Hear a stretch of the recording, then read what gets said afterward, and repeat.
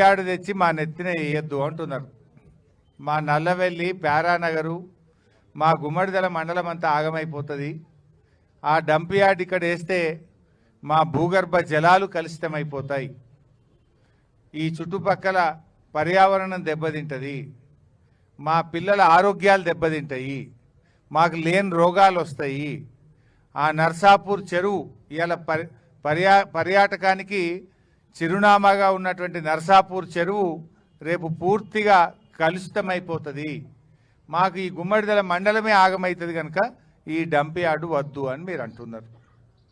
నిజానికి గతంలో కూడా మీరందరూ కూడా అప్పుడు నా దృష్టికి మైపాల్ రెడ్డి అప్పుడు ఎమ్మెల్యే గారు కావచ్చు, మీ ఇక్కడ ఉండే మా గోవర్ధన్ రెడ్డి సీనియర్ నాయకులు కావచ్చు, మాజీ సర్పంచ్ నరసింహారెడ్డి గారు కావచ్చు, వీళ్ళందరూ వచ్చి ఇక్కడ వద్దని నాకు చెప్తే అప్పుడు నేను ప్రభుత్వంలో మాట్లాడి దీని పనులను ఆపించి అది ఇక్కడ జరగకుండా మేము చేసినాం. కానీ ఇప్పుడు ఎట్లా చేస్తుందంటే ఏదో ఎమర్జెన్సీ లెక్క అర్ధరాత్రి 12 గంటలకు వచ్చి ఊర్ల మీద పడి 100-150 మంది మగోళ్ళని ఎత్తుకపోయి సంగారెడ్డిలో పోలీస్ స్టేషన్లో పెట్టిండ్రు. ఒకటేసారి దొంగలు ఊరి మీద పడ్డట్టు 1000 మంది పోలీసు వాళ్ళు, 400-500 టిప్పర్లు రాత్రికి రాత్రి పనులు చేసి ఈ మొత్తానికి ఈ డంప్ యార్డును పెట్టేటువంటి ఒక కుట్రను ఈ కాంగ్రెస్ ప్రభుత్వం చేస్తూ ఉంది. మీరు ఎక్కడైనా ఊర్లు లేని కాడ, ప్రజలు లేని కాడ, ఎవరికి ఇబ్బంది లేని కాడ పెట్టాలి. ఇక్కడే మీరు ప్రజల్ని అడగలే, ప్రజల అభిప్రాయం తీసుకోలే. ఏమనంటే 2008లో రాజశేఖర రెడ్డి గారు ఉండగానే పెట్టినాం, అది అప్పటిదే 2008కేలు ఉన్నది అని చెప్పి కొత్త కథలు చెప్తున్నారు. ఇది ఎప్పటిదా అప్పటిదా, ఎవరు పెట్టినరు ఎందుకు పెట్టినరో కాదు, ప్రజల అభిప్రాయాలు కనుక్కోండి.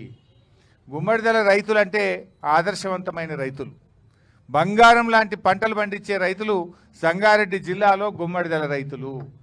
ఇక్కడ కూరగాయలు కానీ, పండ్లు కానీ, పాలు కానీ ఇక్కడ అద్భుతంగా మంచి పంటలు తీసేటువంటి రైతులు ఉన్నారు. 6 కాలం కష్టపడే మంచి రైతులు ఉన్నారు. ఇవాళ ఈ రైతులందరూ ఏం కోరుకుంటున్నారంటే మా నెత్తిన ఈ డంప్ యార్డ్ పెట్టకండి, మా ప్రజల్ని బతకనియండి అని చెప్పి ఇక్కడ ప్రజలు కోరుకుంటా ఉన్నారు. అందువల్ల మేము ప్రభుత్వాన్ని డిమాండ్ చేస్తున్నాం, తక్షణమే ఈ డంప్ యార్డ్ను రద్దు చేయండి. ఇంకెక్కడన్నా దూర ప్రాంతంలో ప్రజలకు ఇబ్బంది లేని చోట ఈ డంప్ యార్డ్ను ఏర్పాటు చేయాల్సిన అవసరం ఉంది. రేవంత్ రెడ్డి వచ్చిన తర్వాత లగచెర్ల చూసినాం, మొత్తం పోలీసు వాళ్ళని పెట్టి భూములు గుంజుకొని గిరిజన రైతులను జైళ్ళల్లో పెట్టి బలవంతంగా భూములు గుంజుకునే ప్రయత్నం చేసిండు. ఇప్పుడే మాణిక్రావు గారు చెప్పినట్టు పచ్చటి పొలాలు ఉన్నటువంటి న్యాల్కల్లో అక్కడ కూడా ఫార్మాసిటీ పెట్టమని చెప్పి భూములు గుంజుకునే ప్రయత్నం చేస్తున్నారు. ఇవాళ మా గుమ్మడిదల మీద పడ్డారు. అయ్యా రేవంత్ రెడ్డి గారు, మా గుమ్మడిదలను మరో లగచెర్ల చేయకండి, మా రైతులు ఎట్టి పరిస్థితుల్లో ఒప్పుకునే పరిస్థితుల్లో లేరు. ఇప్పటికే 10 రోజుల నుంచి వివిధ రూపాల్లో ధర్నాలు చేస్తుండ్రు. అక్కడ ప్యారానగర్లో చేస్తుండ్రు, ఇక్కడ గుమ్మడిదలలో కూడా ధర్నాలు చేస్తున్నారు. ఎందుకోసం చేస్తున్నారు? ఇదంతా రేపు మా పిల్లల భవిష్యత్తు దెబ్బతింటుంది, మా ఆరోగ్యాలు దెబ్బతింటాయి, మా పంటలు దెబ్బతింటాయి, మా భూములు దెబ్బతింటాయి, మా చెరువులు దెబ్బతింటాయి, మా భూములు దెబ్బతింటాయి, మేము ఆగమైపోతామని చెప్పి ఇలా వద్దంటా ఉన్నారు. నువ్వు ఆలోచించి వెంటనే ఈ నిర్ణయాన్ని వెనక్కి తీసుకోవాలి.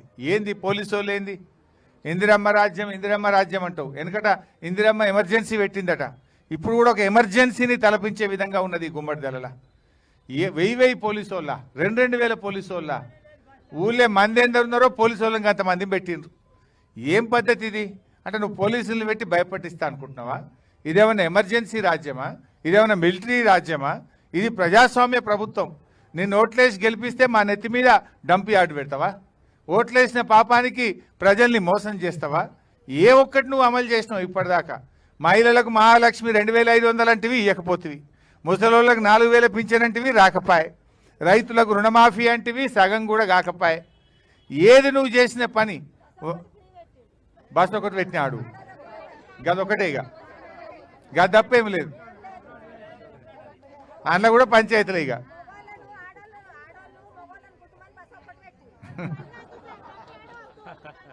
సో ఈ రకంగా